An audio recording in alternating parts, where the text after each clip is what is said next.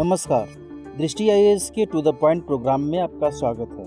आज का टॉपिक है tsunami ready programme UNESCO IOC। सबसे पहले बात करते हैं यह चर्चा में क्यों है। ओडिशा के राज्य आपदा प्रबंधन प्राधिकरण ने जगतसिंहपुर जिले के वेंकट रायपुर और गंजाम जिले के नोलियासाही में सुनामी रेडी कार्यक्रम को लागू किया है। यूनेस्को IOC संगठन ने सुनामी रेडी कम्युनिटी के रूप में ओडिशा के इन दोनों गांवों को मान्यता दी है।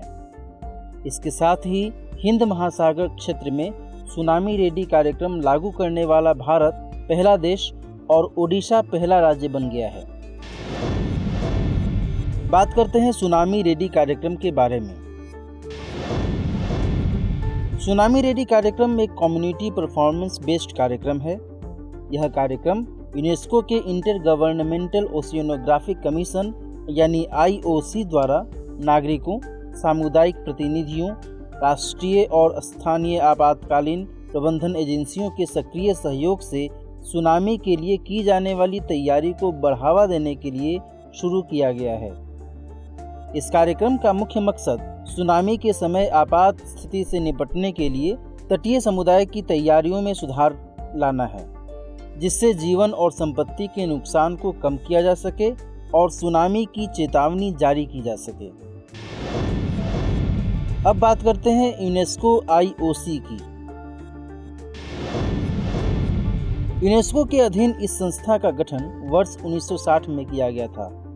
यह संयुक्त राष्ट्र के अंतर्गत समुद्री विज्ञान से संबंधित एकमात्र संगठन है। इस आयोग के कुछ उद्देश्य हैं, जिनमें शामिल हैं समुद्र और तटीय क्षेत्रों की प्रकृति और संसाधनों के प्रबंधन के क्षेत्र में अंतर्राष्ट्रीय सहयोग को बढ़ावा देना, अनुसंधान, सेवा क्षेत्र और क्षमता निर्माण के कार्यक्रमों का समन्वय करना, सतत विकास और समुद्री पर्यावरण की सुरक्षा करना।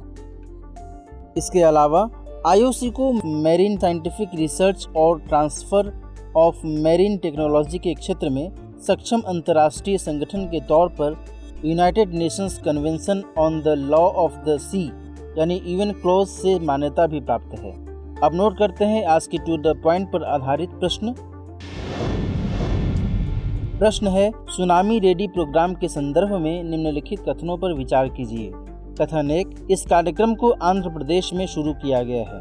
कथन 2, इसका मुख्य उद्देश्य सुनामी के समय आपात स्थिति से निपटने के लिए तटीय समुदाय की तैयारियों में सुधार करना है। उपर्युक्त में से कौन सा या से कथन सत्य है या फिर हैं? केवल एक, केवल दो, एक और दो दोनों, इनमें से कोई नहीं। इस प्रश्न का सही जवाब कमेंट बॉक्स में देना न भूलें। अगले सेशन में कुछ नए टॉपिक्स के साथ हम फिर आपसे मिलेंगे। तब तक के लिए नमस्कार। हमारे वीडियो अंग्रेजी में देखने के लिए फॉलो करें हमारा ही दूसरा YouTube चैनल दृष्टि IAS इंग्लिश।